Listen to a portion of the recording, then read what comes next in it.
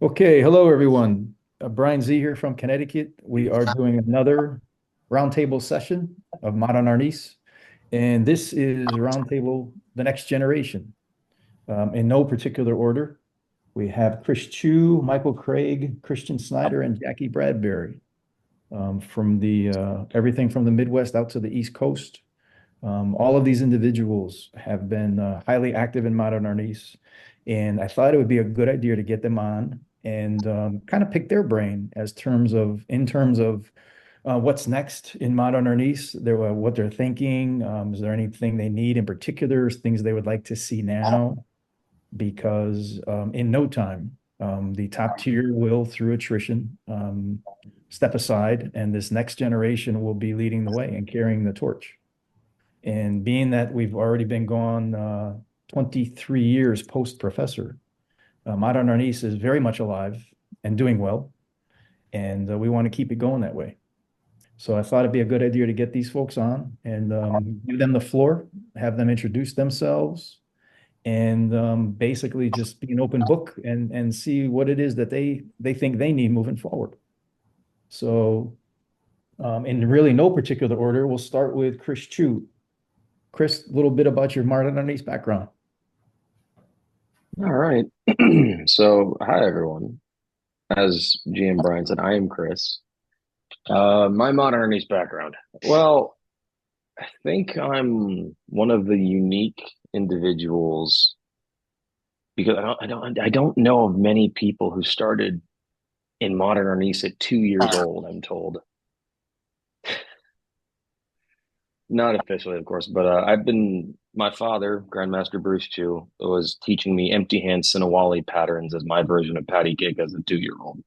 So I've been around modern Arnis. I've heard the clacking of sticks since my earliest memories.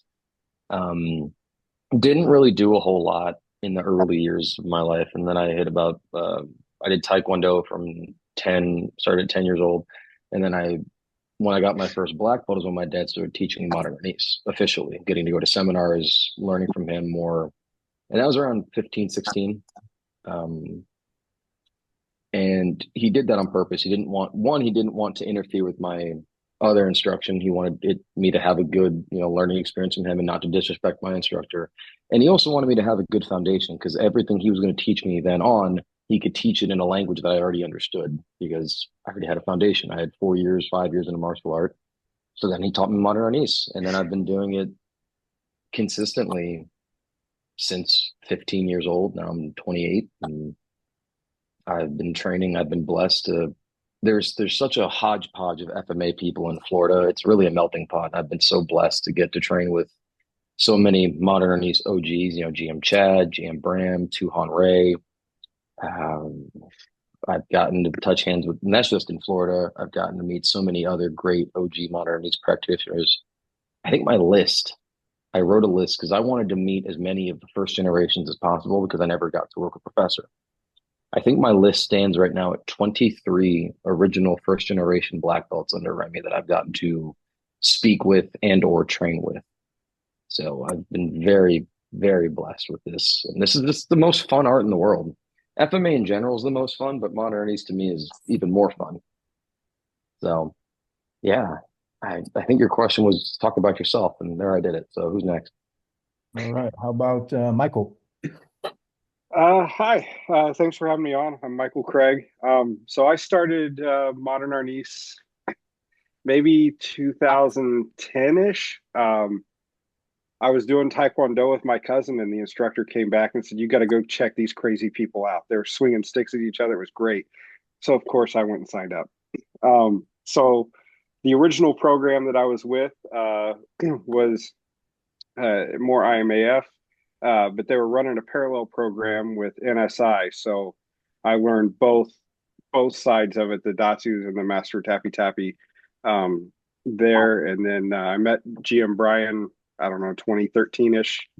A few years later, he introduced me to Walk, and GM Bobby, and Remy were super tight. So I've made it a point to train with as many people like Chris that were not only first generation black belts of Professor, but also friends of Professor from other systems like Amaguru Rafi Pambuan and GM Bobby and so on.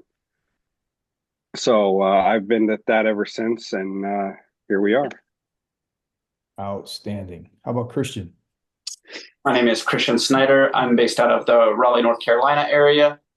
I've been studying modern Arnis for about 5 years with a background in Ishinryu karate.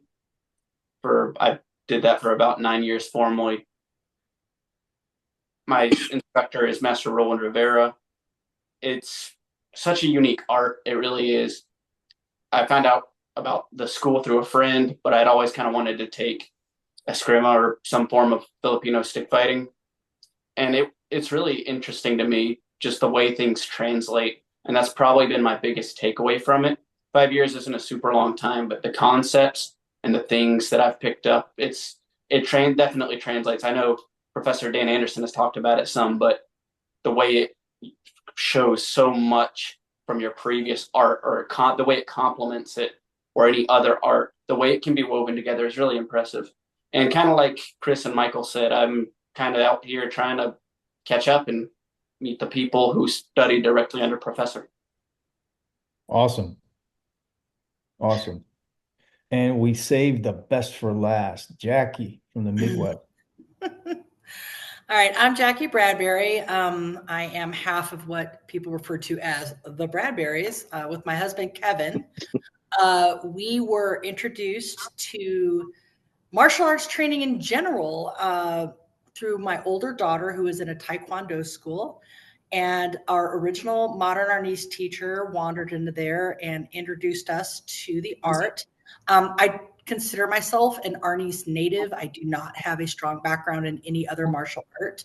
So for me, the art within my art is my art. And the same thing for my husband.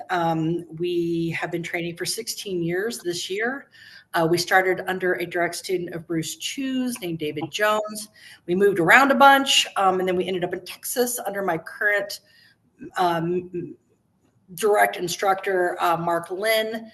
Mark is a senior under, not only did he attend camps with both Professor and with Great Grandmaster Ernesto, but he is a highly ranked guy under Hawk Hochheim. So I have a kind of an interesting blend of the Hochheim lineage, the Bruce Chu lineage. And so we're kind of very eclectic out here in the modern East hinterlands, I guess, in Kansas City. Kevin and I have a martial arts school that only teaches Arnis. That's all we do. We don't teach anything else. And we just celebrated our 3rd year in existence, and I'm in my school right now. And I really appreciate the invitation to be here. And let there be no mistake, most people don't know that you and Kevin opened during COVID. 2021. Yes, I still had to have like a mask policy. When you guys reached out, I said, "You're doing what now?"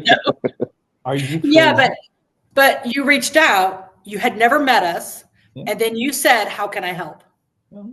Yes. And I will never forget that. We will never forget that moment, because it was incredibly risky what we did, and we're still here. We started with 7 people in the middle of COVID, and here we are approaching 40, hopefully. So, Amen. That is we have awesome. 4 students under trial, so we're hoping that all 4 will sign. So wonderful, wonderful. So thank you all for sharing a little bit about yourselves.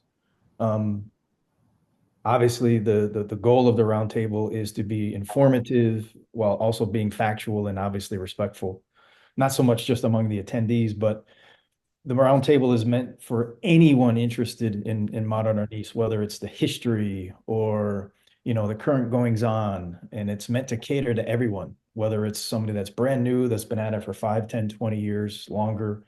I can't tell you, even the little nuggets I came across when we had Bambit and Renee on, Grandmasters Bambit Dula and Renee Tongson, when they were speaking about the history of the professor, in the Philippines.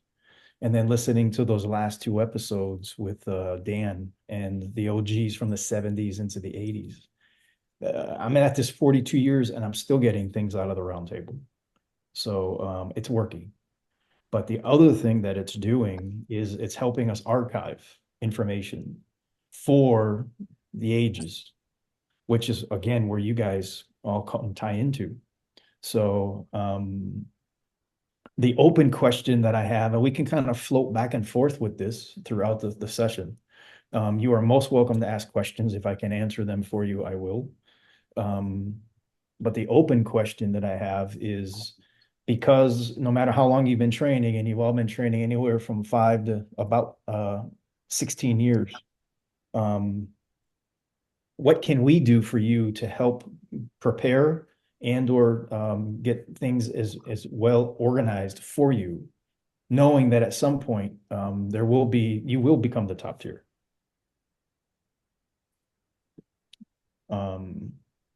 And again, I think that transition may take a while, but we've had some amazing camps, and there's more coming. But it was pointed out that having a really big camp every other year, or even every year, that's not enough. There's more resources needed. We're working on that.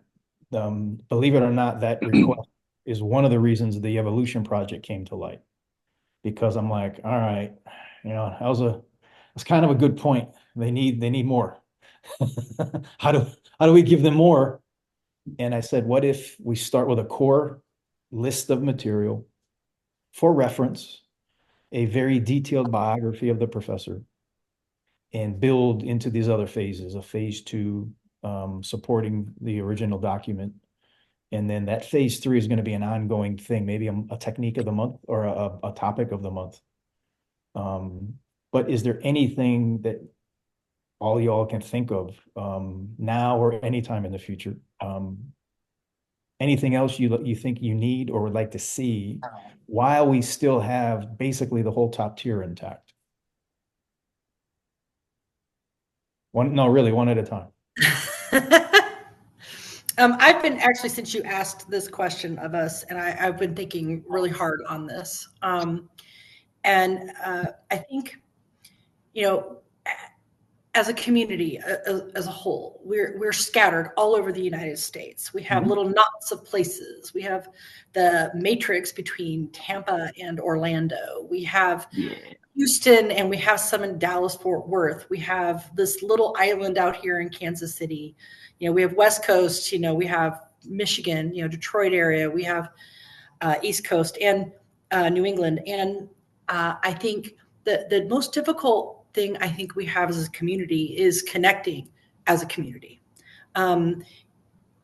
There's 2 barriers to that. Number one is literally just logistical. It's hard for somebody like me to come to a lot of events that are on the coasts.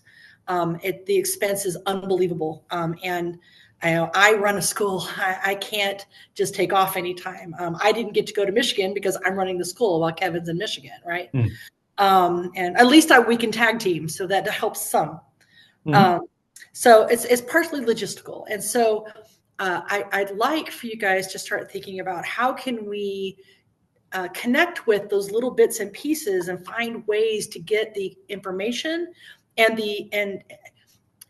information is one thing, touching hands is another, and you need to do both. I think we all agree on that. How do we get into those places that maybe a professor did a seminar in, I'm just literally throwing, because I've heard it, okay? Professor did a seminar in Des Moines, Iowa, and there was one guy there. How do we bring him back into the fold, right? How do we bring those random people in Oklahoma that I've heard about, just rumors of? They're not part of our community now. How do we pull them in? And I think it's one thing for someone like me who's just noisy and doesn't know any better. And I have found people locally who trained 30 years ago and went to camps with Professor.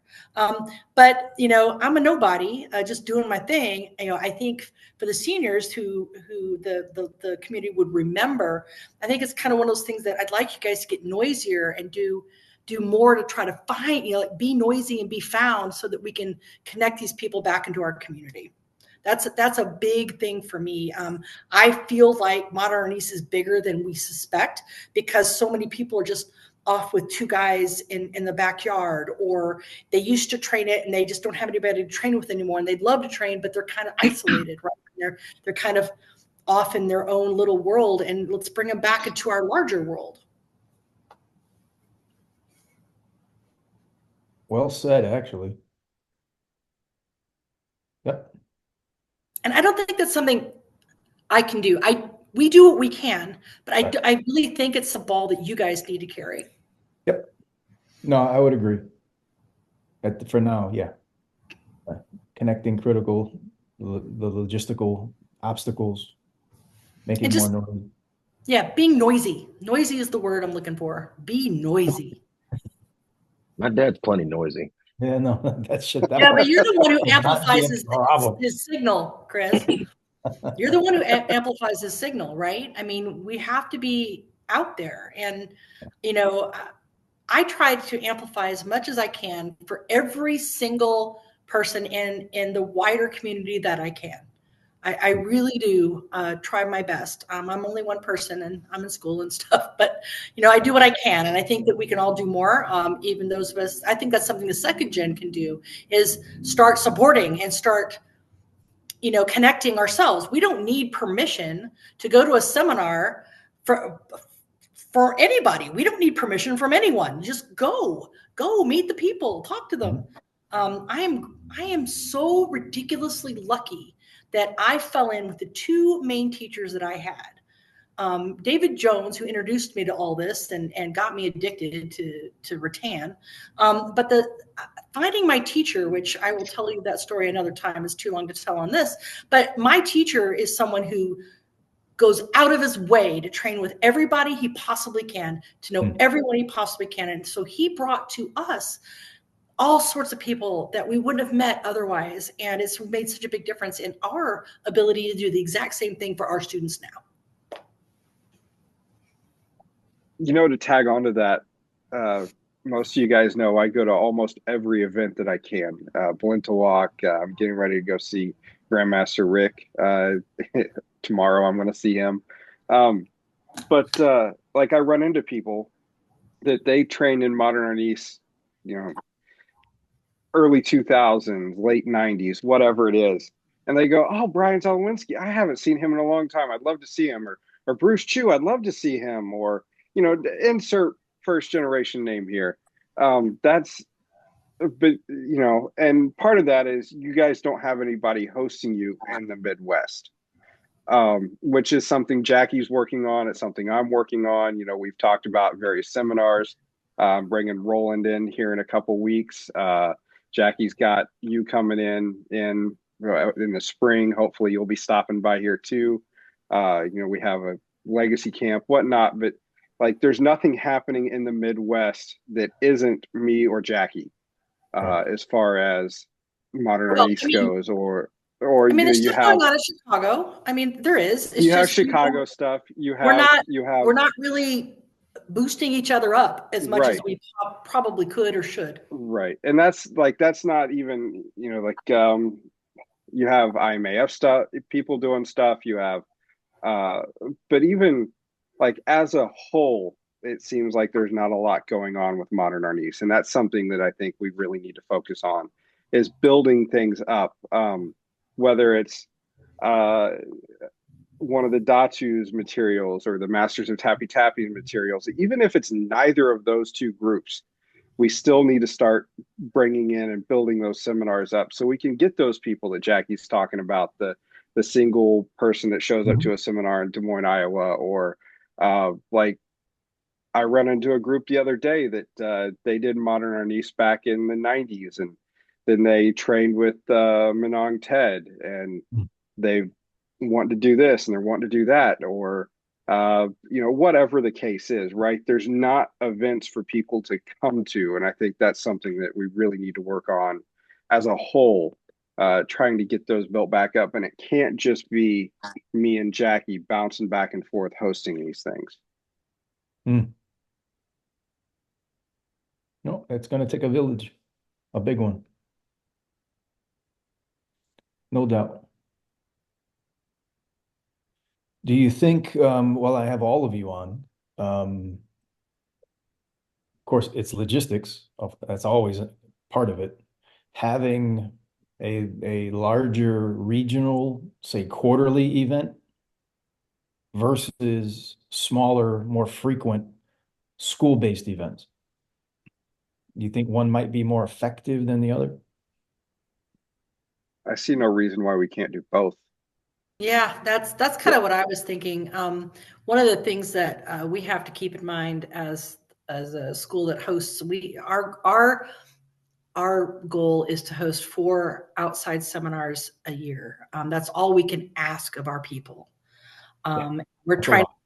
It is a lot, and we are, and believe me, it's not that we have a list as long as our arm of everybody that we would love to have here, and that doesn't even count other people in town bringing in friends of us, like it's not even counting our Combaton brothers and sisters. It's not even counting our Luz Vamenda friends who are here in town, and we support them too. And so I think it's easier and it's logistically a smaller ask for people to do the smaller events because of cost, versus being able to commit to a larger, like a camp. I just think it's difficult to do that more frequently than I wouldn't do it quarterly. I think it's a bit much, but once a year could be possible, if we can, again, solve all the logistics, which honestly, it's just a problem. Problems of logistics are solvable. It's just a matter of sitting down and working it out. It can be done.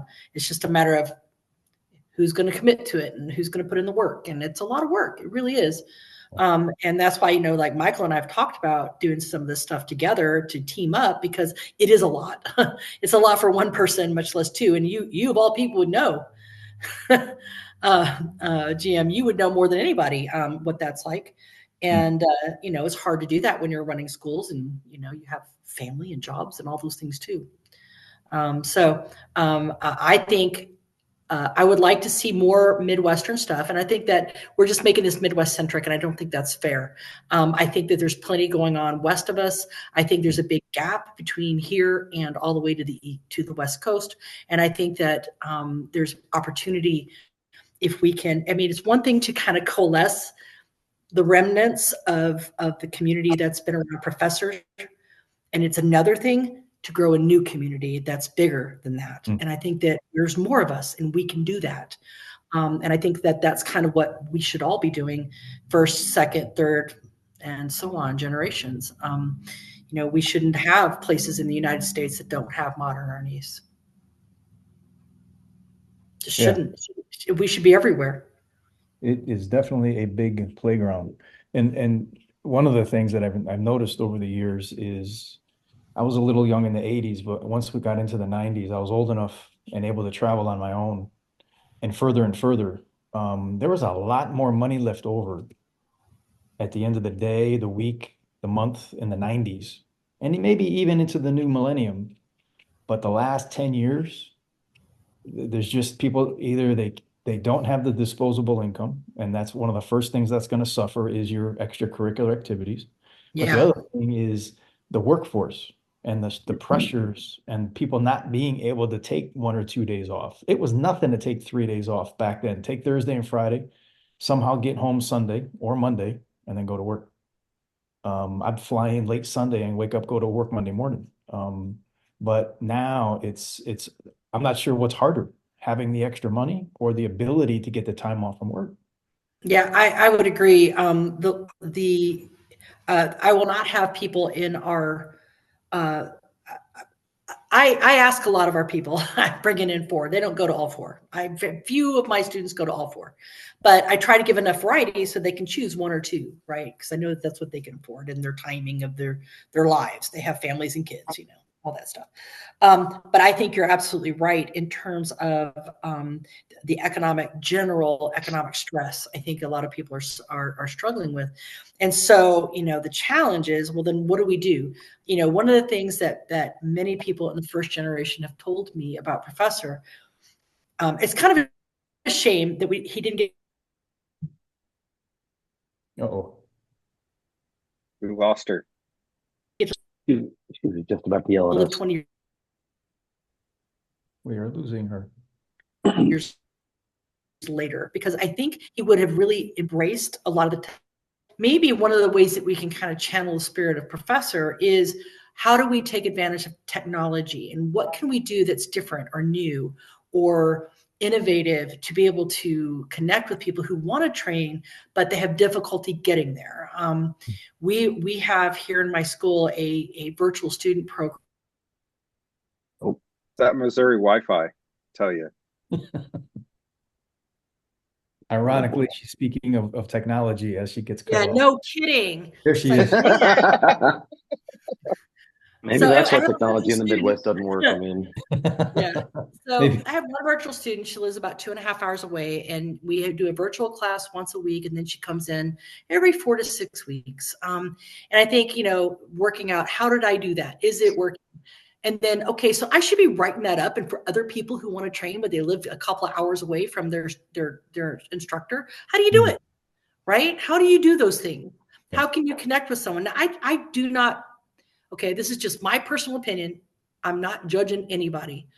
My personal opinion is that you cannot learn virtually effectively. You have to cross hands with your teacher. You just have to. It's just required. So a hybrid program, however, can absolutely work. I mean, for the first generation, you guys went to seminars, then you went home and trained for however long it was until you saw a professor next. And that's really all you're doing when you do a virtual program, like what we're trying to do here. Right?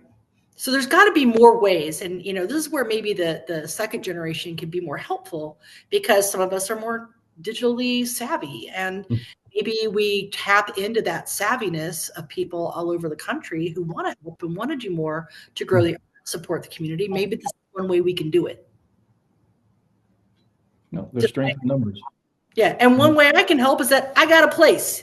You guys can come and train in my place anytime. Make it to Kansas City. I got a spot. Let's go. The Wi-Fi doesn't work, but the lights do. We'll shove you in there like cordwood. We'll get in there. If we have to, we'll go out in the parking lot. But, I got a place. That part's solved. Yeah. Well, our group ranges anywhere from, there's probably teenagers, of course, all the way up to pushing 80. One of I believe the senior most, meaning on the planet, OG is almost 80. I think 78. There's actually a short handful in their 70s, and that's not old, but you just don't know. And I really want to, whatever we're going to do collectively, and obviously there are multiple pieces in play already, do this before we start losing that top tier. The top tier is about 15 deep. They've all one at a time, or that's how I draw the legacy camp roster. I stick to the top tier for now. That too will change at some point, although I hope it's not anytime soon, because the amount of experience and knowledge and skill that's in that group, I want to capture that first. But it's about a baker's dozen plus one or two. And look at the massive loss we suffered in the community this past weekend with the passing of Grandmaster Will Higginbotham. That guy, simple, class act, absolute gentleman, and a humble grandmaster. And he's gone, and it's like, there's no do-over, so I'm really hoping to make best use of the top tier before it's too late. And that obviously means the time is now. So, Chris or Christian, anything on this particular topic of kind of drumming up more, and I know there's a whole different session at some point. I'm not ready to tackle it yet, but the lack of youth in modern Arnis, but I think that's commonplace throughout the martial arts. When it comes to FMA, because FMA is a very different animal than your school-based systems of Taekwondo or Kenpo or MMA.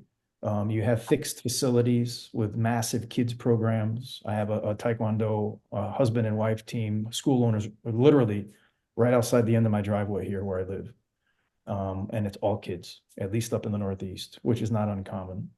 But FMA is a very different animal, and it's not a bad thing, but not always school-based.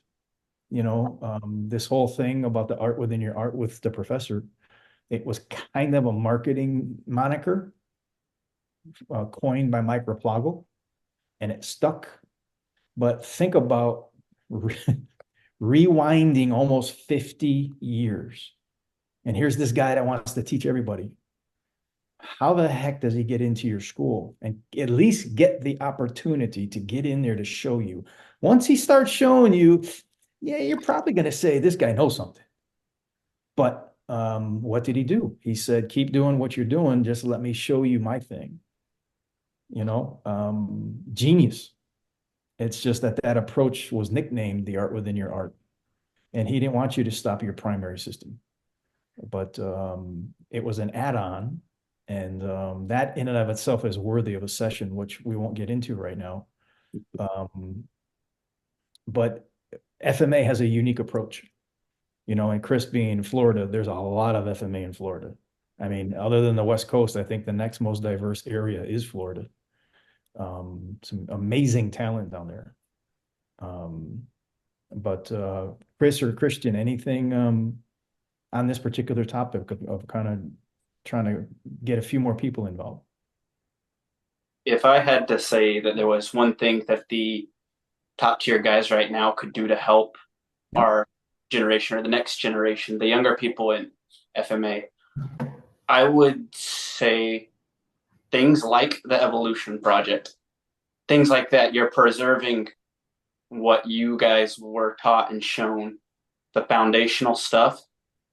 And that's how it's going to get passed on partially, as well as on the other side of that, you guys, like how much time we spend with y'all, but how much y'all tell us and let us know from the past, the history, because not all of us did have the opportunity to meet the professor. Unfortunately, I never had the honor to meet him, and I would have loved to, but I can really tell what kind of person he was and how incredible he was through you guys, the top tier, the original, the first gen students, and it's really amazing. But definitely things like the Evolution Project, where you guys can hold on to that and archive it so we can go back and check out techniques and even the variations you guys have. We see how you're getting creative with it, and we might use those, but we'll also be sparked to use our own, whether that's like mixing striking styles, Ibanda with 00 or something like that.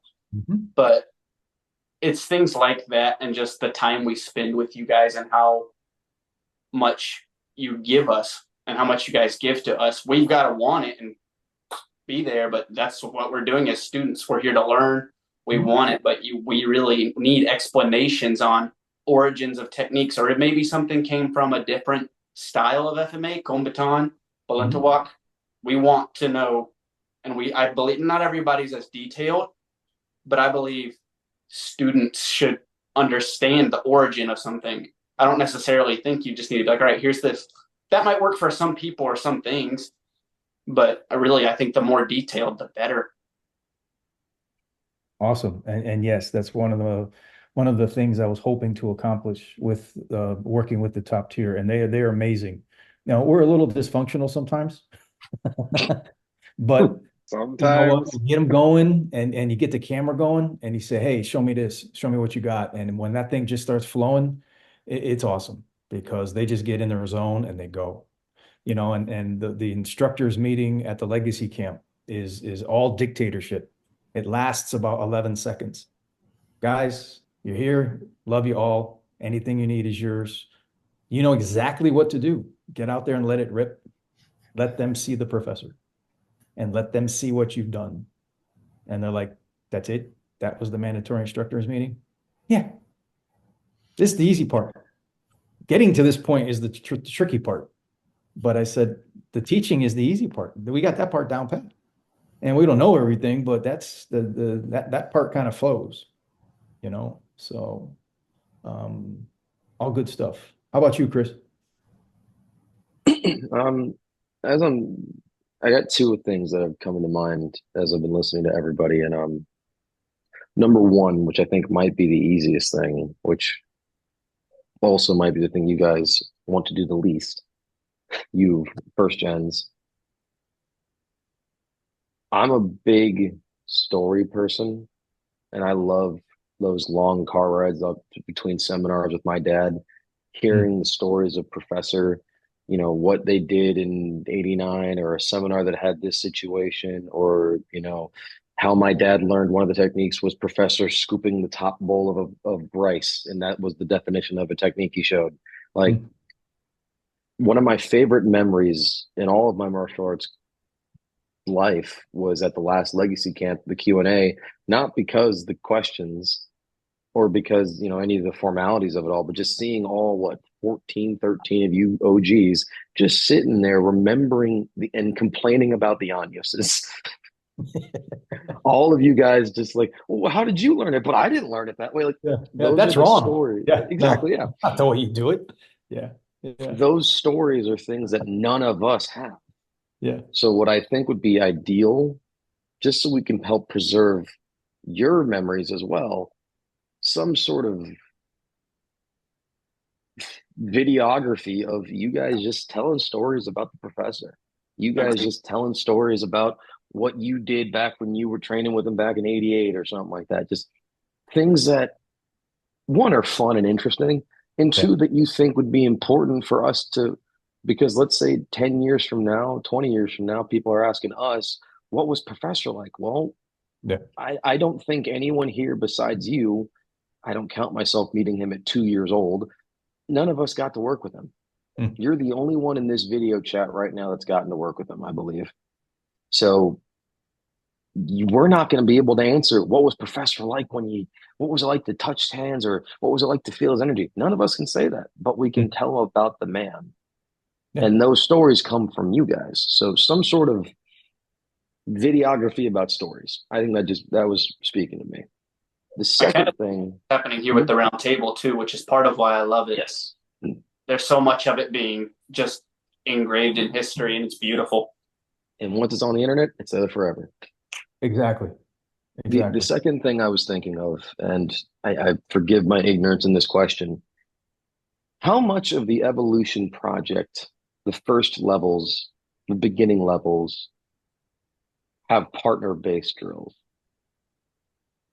Out of curiosity, would you say 20% in the first levels, 50%, 100%? And there's a reason why I ask. There's basically 4 pages of material. Okay.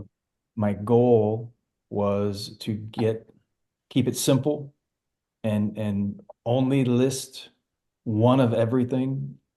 One version of the 12 strikes, one version of the 12 basic disarms, one version of single Senawali, and not go down the rabbit hole of all the variations. But Mm, it had to have been taught directly by the professor. There will not be any innovations in the video in phase 2. But I mm, didn't look at it in terms of the 2-person drills.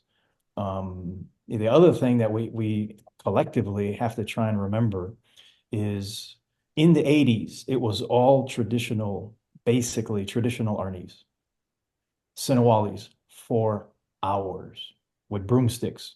We didn't have rattan at first. 12 basic strikes. And he would say, one more. He'd say it 37 times. And when you're 13, 14 years old, that gets old really fast. Basic disarms, your basic drills, your basic striking styles. We drilled throughout the 80s. We didn't start to get into the tappy and into the mm, variation until roughly the late 80s. Depending on who you were training with, I mean, I was spoiled. I had my primary instructor was Sifu Lee Lowry, or Sipu, professor used to say Sipu, Sipu Lee.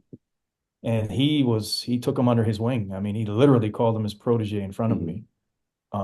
But because he already owned the school full time, started a physical management training company for mental health institutions here in Connecticut. That's a separate company, and had a family of his own.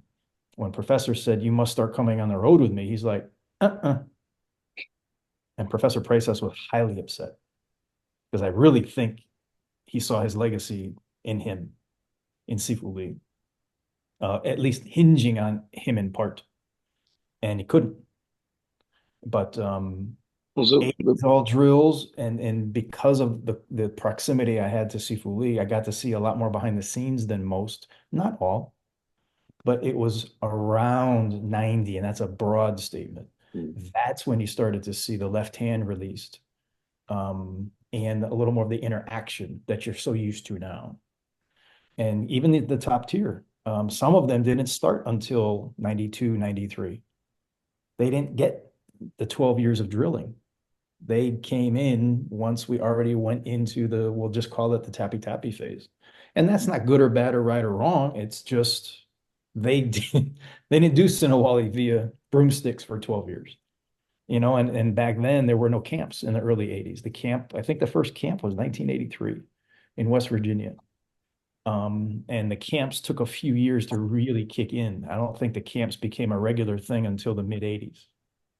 And then they just started snowballing, and he hit the 90s and he's doing 8-10 camps a year. So it wasn't all the same. This was it was a system and a person in evolution. But the story thing, Chris, I can absolutely build in several episodes in lieu of techniques. I'll just try and round up a dozen stories or so and put it in a free video, and I don't think the phase 3 will ever end once it starts. How often we release a video, don't know, maybe monthly, maybe a little more frequently, depends on how much we can stockpile. And I have to be very cognizant of my IT ninja, Mark. He's making all these things happen behind the scenes, and I don't want to overdo it with him. But I will absolutely start getting the troops to start getting some stories together, and maybe I can try and limit it to 5 minutes each, and we'll get a 10 or so a group 10 or 12 stories. Simple. And do it that way. Yeah. Maybe you guys were all there for a certain story or something like that. Yeah. But so the reason I asked about the evolution and the partner drills, because I'm thinking about what Jackie was talking about, the online and virtual training. And I wonder, I have a friend in another system, very good friend, and he has in their system, you could basically do the first bits all by yourself via virtual. Now, I was wondering, I'm not trying to change our thing to make it like theirs or whatever, but I'm just wondering about the accessibility of, let's say, because everyone teaches, I feel like, so when my dad taught me modern Arnis, he did not teach me the beginning basics. He taught me the harder stuff because he wanted to work stuff. So I had to learn the harder stuff first. I knew disarm counters before I knew basic left on rights. Thanks, Dad. But like in that same essence, in Jackie's case of an online student, if her online student is by herself, it's hard for them to learn tappy. And let's say they can only do it by themselves. Well, does that mean we then limit how far she could progress through the system because she didn't have a partner? I think in the beginning stages, no, because that's not fair to her. But obviously, I do agree with Jackie's point in some degree. You can only learn virtually to a point. There is a cap on your ability. Not saying you can't learn the basics in the beginning by yourself. I can teach the 12 strikes via Zoom to anybody. But then obviously when we get to tappy and partner Sinawali drills and catch and release drills, you do need that physical partnership. But I wonder, in this evolutionary idea that you're working with, sir, are the beginning levels accessible enough where we could branch this out across the world and just teach just the beginning basics to a group of one person, to a group of individuals by themselves via Zoom, where they could still feel like a sense of accomplishment only doing things by themselves? It's interesting that you guys word it this way, and it doesn't matter how it's worded. It brings up a very important aspect. Whenever I get a student that's not within, say, 30 minutes of the house, and 30 minutes up here in New England is a lot different than it is for Jackie and Michael, because 30 minutes, that's next door. Yeah, no joke. Yeah. I'll drive that far to get lunch after work. But if they're more than roughly 30 minutes, I'll say, listen, yes, you can learn this on your own, but you really need a training partner. Ideally, come see me. I'll load you up with material, go away for a month, train, come back for more. For our prototypical virtual program, that is one of the requirements. You have to have one other person training with you. And so our virtual student does have a partner who is they're not necessarily degree seeking or rank seeking. They're just training with her. And she's got a tiny little training group of her own now. She's recruited a couple of other people to train with her. And so I think that is absolutely a requirement. And that's the best case scenario right there. Yeah, but to your point, Chris, one of the things that we've discovered is that when you're doing things virtually, there's certain concepts that we have to learn to teach in a much more compact way, where we take a drill and we use it as the base to kind of riff off of, versus drills.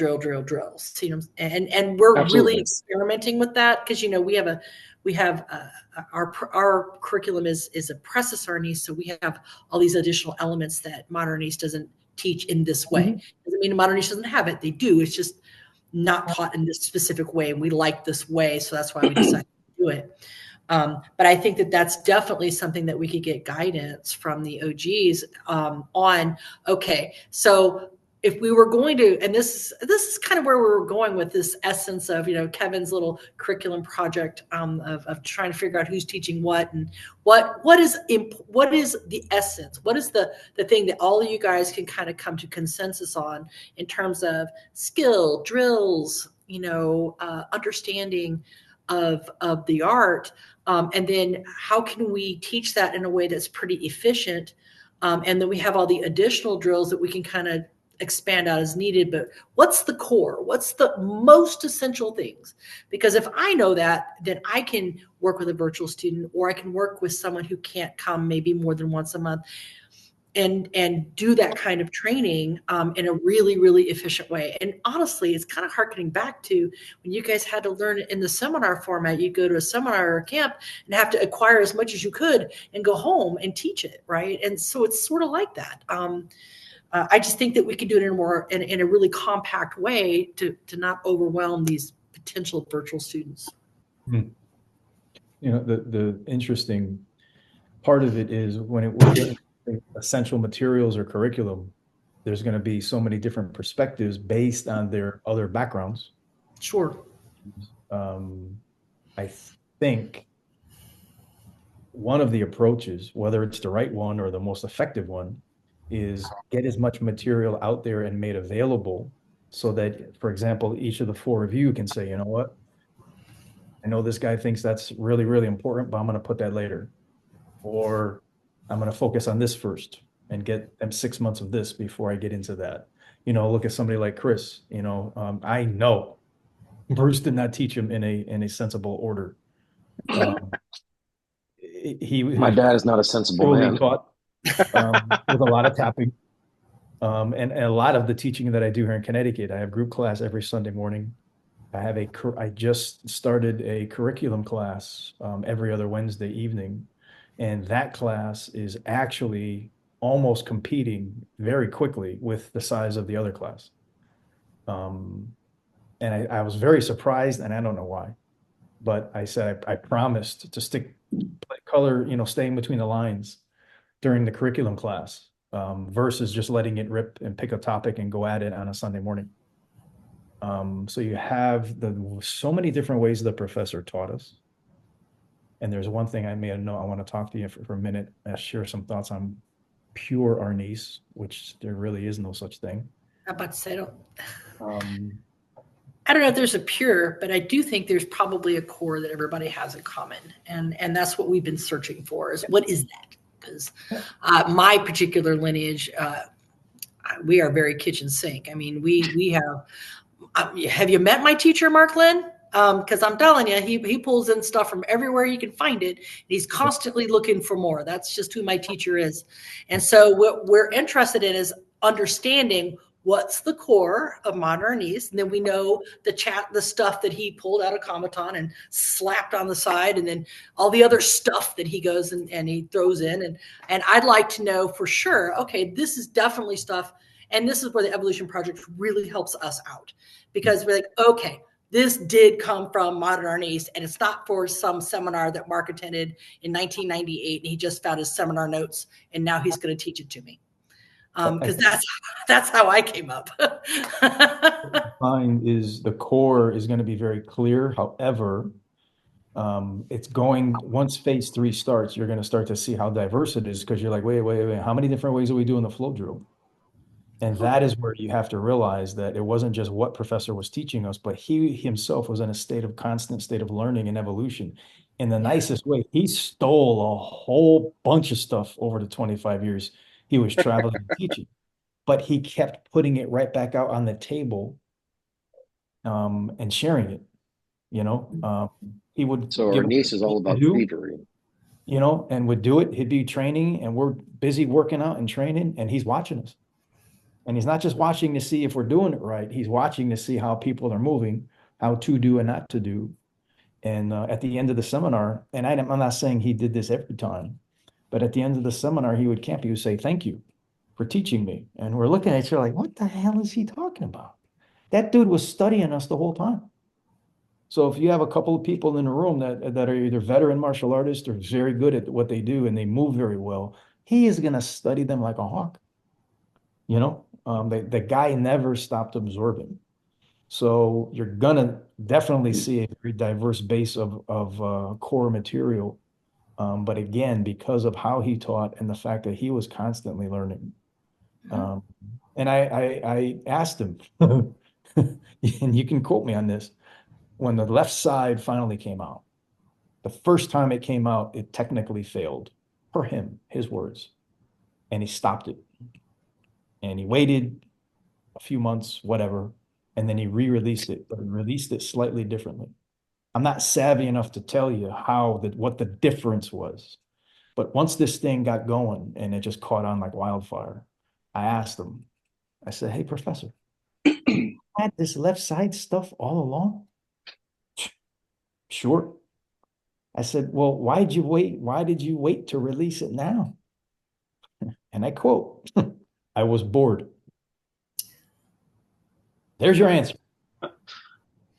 You all have the golden secret now. You can all rest easy in Valhalla. And that was it. You're not going to get more answers out of them. But you will, the core is meant to do that, but it's very diverse. And the beautiful thing about it is, regardless of your backgrounds, he also, in conjunction with the material, you've probably all heard this already, take this art and make it your own. And it's going to continue to look different as the decades go by. This guy did not want robots, and that leads me back to the comment. If he's teaching this in a constant state of evolution, which version of the flow drill is the one? Which version of the 6 count is the one? Dan got it differently in 80 than I did in 82. Which one's right?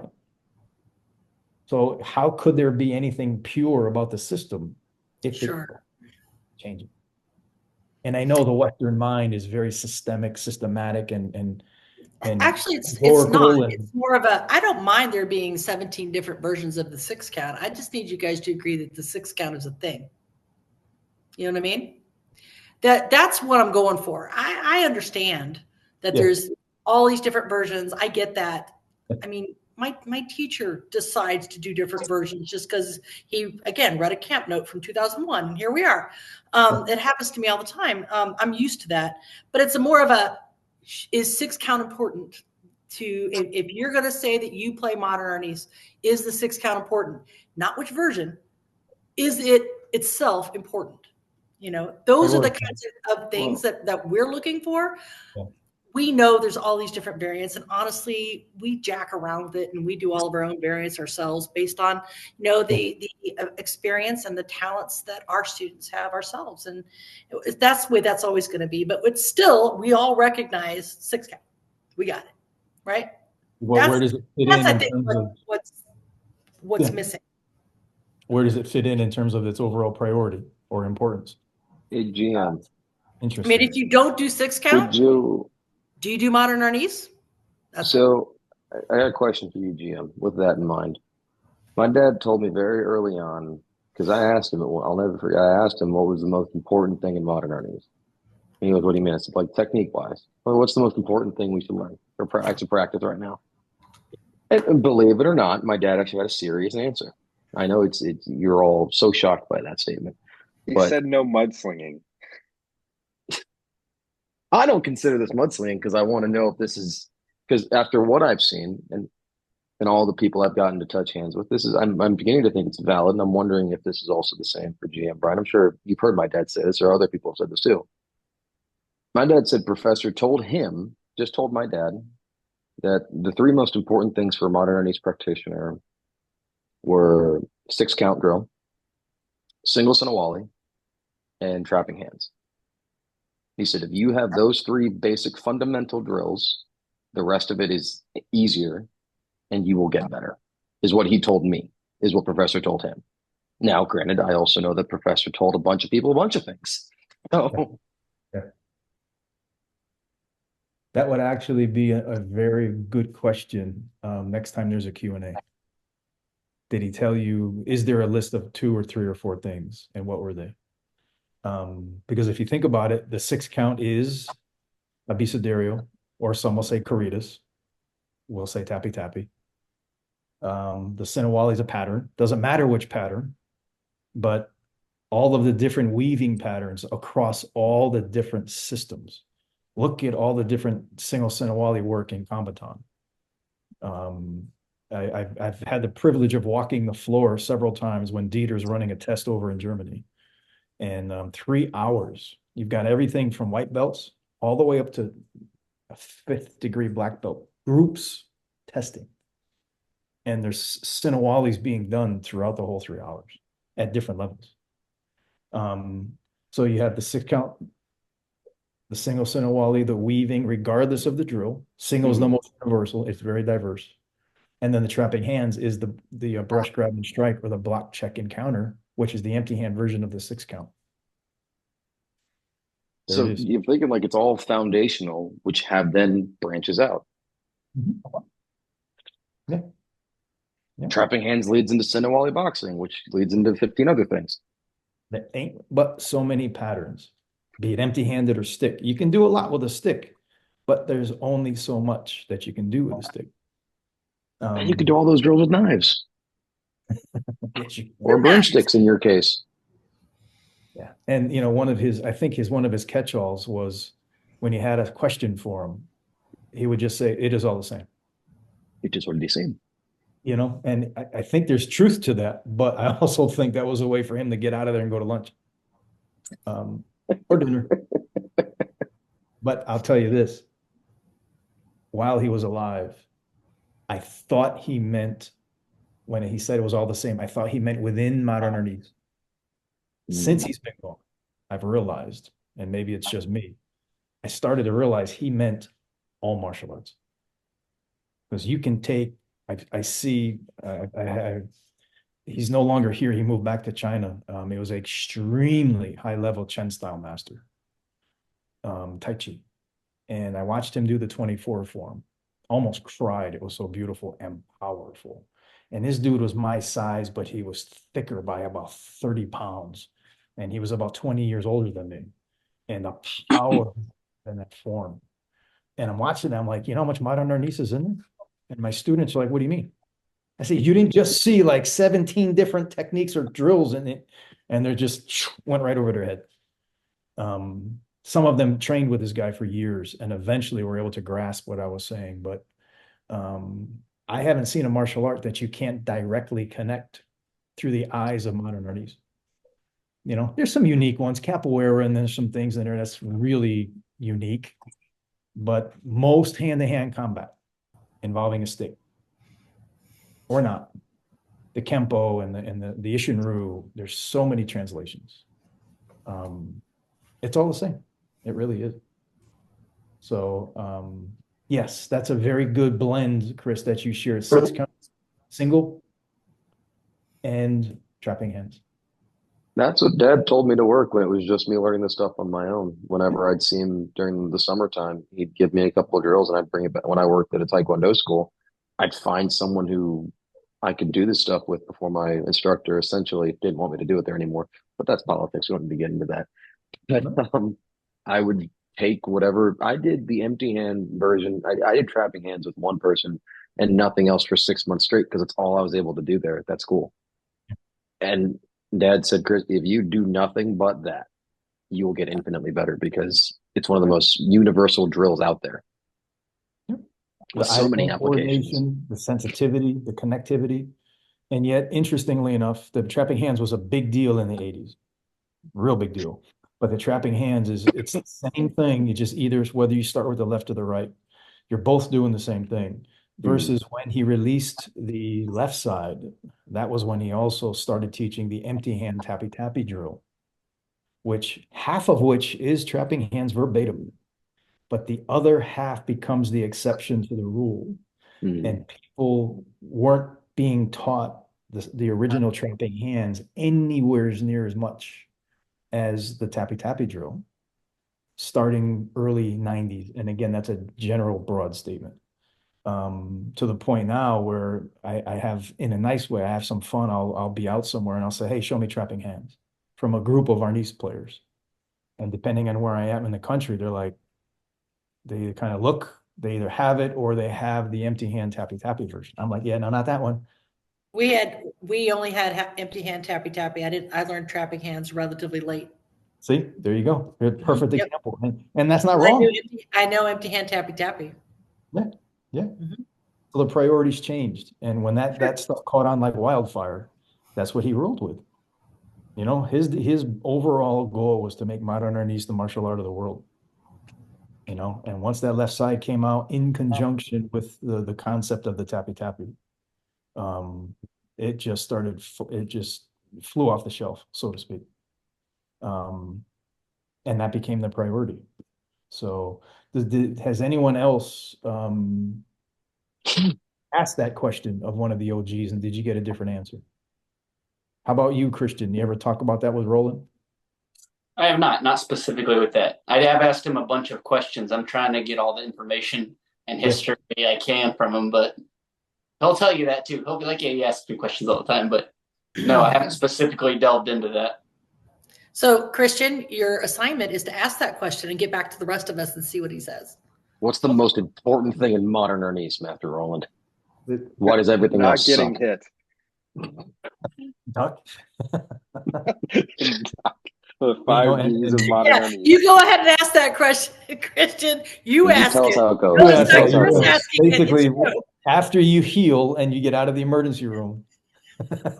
Just make sure you film it so we could see the response in real time. Good point. Yeah, make sure it's on film.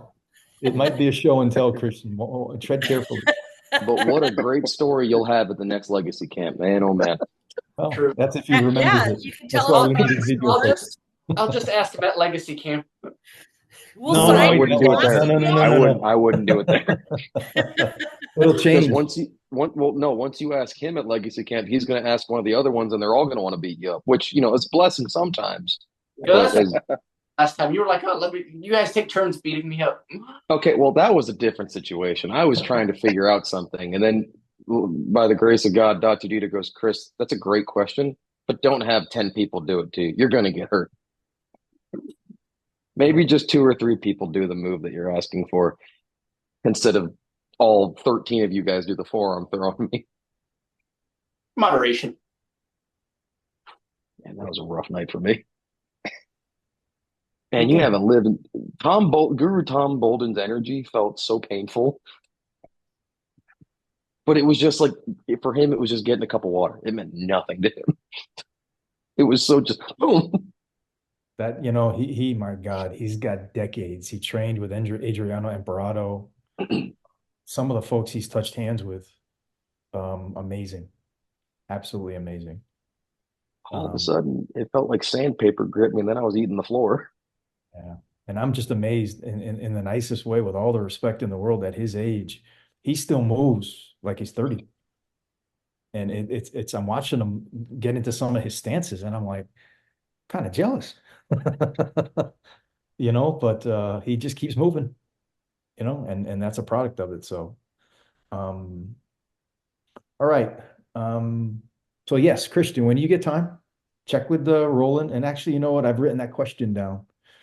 It would be nice to know. I'm not sure if we're doing a Q&A in November when I meet with Professor Dan and Datu Kelly. We've done it before 2 years ago, but if the opportunity presents itself, I will put that out there. That's a good one. and the it'll be cool interesting thing to will see be, what comes out. Brian, this is the question that I've been asking for a couple of years now. I might actually get my answers now, which is something I'm looking for. Hmm. That's the questions that I need answered. And Make sure whatever answers you get, you don't tell Jackie. oh, he'll tell me. You know, Once no, I feed him full of the best barbecue on the planet when he visits, he'll tell me. He'll tell me I anything I know want to he tell knows how to get to me already. So yeah, that's I won't last long. Sorry. I've I never like met to a think I'm Filipino a grandmaster that liked to eat food. formidable person when it comes to it, but she's going to get it out of me. I'm pretty confident. But you know, the interesting thing is there's quite a bit of redundancy in those three elements, Chris, which is classic Arnis. It's all It's about all the the block same. trap count, Mhm. you know, and I've even gotten, as of late, I've been watching some boxing films, and they're actually, and it's only me realizing it now, how common it was with some of these top fighters. They will paw at the lead hand to move it and then follow with a jab or paw it down and follow with the other hand. So it's not really a bait and a trap, but it's somewhat of a trap or a parry in boxing at the highest levels. And once they slow it down and they narrate it, you're like, whoa, it's right there. But I'll leave you with this. We're actually already well past the hour. You talk about touching hands and how critical it is and how absent it is in virtual, and you're absolutely correct. Virtual is good to a point, but there's so much missing. But some things can be accomplished, at least at first, if distance is an issue. It's better than nothing. It's better than nothing, but they got to have a body almost immediately, and at some point you got to feel it. But you know, you talked about your interaction with Tom Bolden, and Michael's gotten some really good interaction with GM Bobby Tabata. Yeah. You grabbed Professor's arm when you were on the floor with him, and he's in the middle of demonstrating, or during if he's asking you to help him demonstrate. Imagine grabbing a water pipe with water flowing through it. You can feel the flow of energy. And people look at me like I'm nuts. You can look at me like I'm nuts. I've been called far worse. You could actually feel this guy's energy. And it wasn't like, wow, this is cool. It's like, oh my God, this is gonna hurt. You could actually feel it with no increased level of awareness, just some 15-year-old kid grabbing him because you're supposed to. So he can do the technique. That's how obvious his energy was. And yet, allegedly, he never specifically, that we know of, harvested his internal. But yeah, you talk about feel, and that man always wanted to have some kind of contact. Chopping hands, brush, grab, strike. And if you pay attention when you're watching people do trapping hands, it's kind of like slap, slap, strike. Brush, contact, grab and hold. You don't have to have that white knuckle grip, but a soft grip, because you got to be ready for something that's next. That's contact. And his sensitivity was freakish, even in something as combative as modern music. So, yeah, he was amazing. But literally, every time I hear water running through a pipe, I'm like, hey, yep, there it is. So, all good, all good. But listen, I got to stay true to my word somewhat. We're a little bit over the hour, but I want to thank you all. You all have my contact. Some of you are always reaching out. Please continue. Christian, you have a little bit of homework. Good luck, because he's evasive. Roland is truly near and dear to me, but I think he'll cough up an answer for you. I think Yeah, that won't be a problem. Through demonstration. Yeah, and again, demonstration on video. Yeah. Do we need to set a deadline for this? Because get some popcorn. At your first convenience. We'll do. Well, if nothing else, Michael, when you see them at World Camp, you just ask it for Christian. If he didn't ask it, hey, Christian was supposed to That's ask you a true. question. Yeah, Chris asked me a question. I didn't have it. I didn't have the answer. Somehow I think you're going to embellish it, Michael. Never. Chris said you wouldn't be able to answer this question. Modern Arnis, you wouldn't be able to do it. Christian can see told where me your this is modern going. Arnis wasn't any good. So, a Christian, words of the wise, you might want to ask him before Mike sees him at World Camp. Cut him off at the Texting him path. as soon as we hang up. Hold on, I'm texting him right now. Give him a chance. But folks, I really appreciate your time. I know it's busy, Jackie. You're running a school and you're all very busy. Thank you so much. My eyes and ears are open as always. Be patient. Yes, Phase sir. 2 is coming. Like I said, I'm hoping to grab a half a dozen folks and chop up those 4 pages and have them do their thing. And then I'm really looking forward to phase 3, but that's going to be an ongoing long-term thing. So if you have events coming up, I know Roland's coming out somewhere, Bruce is out somewhere. Bruce will be here in Connecticut late October. Good things are coming. And any flyers that you have, please do not hesitate to make sure I know about them. I will absolutely put them on my page. And if they are a legacy camp instructor, they will also wind up on the legacy page. Okay? Can I throw something real quick before we end? Yes, And I sir. promise it'll be appropriate. Good. I just The wanted to bad say, no, because I have to make sure we're all, I'm not going to pull a fast one because I want to live. But I just want to say thank you to you, GM Brian, for basically, and I know you hate this, you've been spearheading a lot of this stuff. And I know you're not in it for the acknowledgement, you're not in it for the accolades or any of that, but like, you're the guy who's been really, I mean, you set up the legacy camp. You brought all of us together for the roundtable. You brought everyone together for the roundtables. I know, GM Super Dan has done his episodes, but like you've been pushing those out. Like you are trying to save the legacy and leave it in a place that is going to be easy for the next generation to pick up and run with it. And there are so many martial artists, and even one of my early instructors who did not want that. My first official instructor did not want me to surpass him.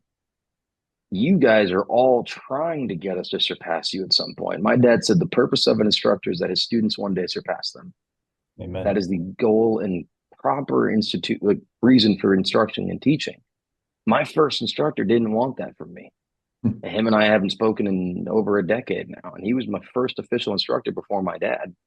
And it breaks my heart that we can't have that relationship. But when I see someone like you, my dad, GM, Dan Anderson, Bram, Chad, all these great people, Tuhan Ray, Roland, I can have a list of people who are trying to do all this. It started with you. So I got to, give you the credit that you deserve for being not only one of the best practitioners in modern Arnis, because I think we all agree you are, but also one of the kindest people in all of martial arts, if not the world.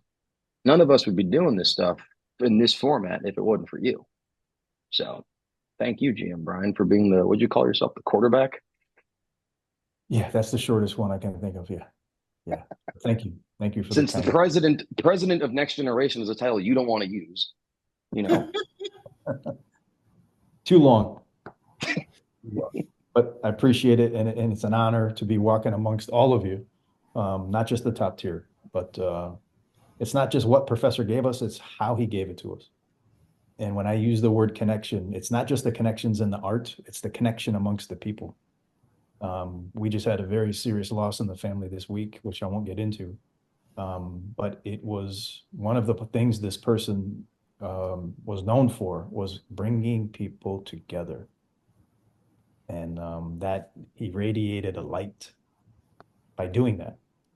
And, it made me smile. And that's what I've been wanting to continue to do all along since Professor passed, was just walk into a room full of people that want to train. That's it. No ranks, no titles, none of that. Yeah, forget all that. Let's just train and work together and grow and learn together. That's what we're doing, So that's it. Again, thank you all. Stay in touch. You have questions on any of this and then some. You have an idea for the roundtable. I want to know about it. Okay. I have no problem building it in. I'm trying to build up a list of topics. I think the next one is going to be specific to what the professor, how he taught us, not just what he taught us, but how he taught us, and the affect that created, and that's still going to this day. I think that's worthy of an episode or two. But I'm always looking for more topics. And whether a topic takes 1, 2, 3, 4 sessions, doesn't matter. Doesn't matter. I'd like to build up a catalog of them and get a year or two's on file so that I can get into phase 2 and do other stuff. So all comments. Where did Professor say the best food was for after a seminar? Ooh. Where was his favorite place to eat after a seminar? I have been told more than once that man absolutely loved ice cream. That's ice cream smoothies. Yeah, he had a diverse palate. I was just I trying to always get him heard to say steak and not lobster. Kansas City. I was gonna go there, but I don't want to get Michael cranked up at the last one. We're trying to sign off. But hey, thank you all. God bless. Stay safe, and I hope to talk to you soon. Thank you for having us. Yeah, Pleasure. thank you.